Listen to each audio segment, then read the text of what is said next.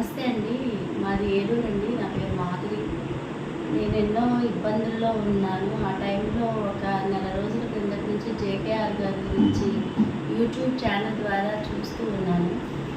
ఏం చేయాలో తెలియని పరిస్థితుల్లో నేను కొన్ని చోట్లకు వెళ్ళడం జరిగింది. దైవికంగా తిరగడం జరుగుతుంది. అయినా సరే ఎక్కడా నాకు ఎటువంటి ఆస్కారం లేని పరిస్థితుల్లో ఉద్యోగరీత్యా కూడా కొన్ని సమస్యల్లో ఉన్నాను నేను.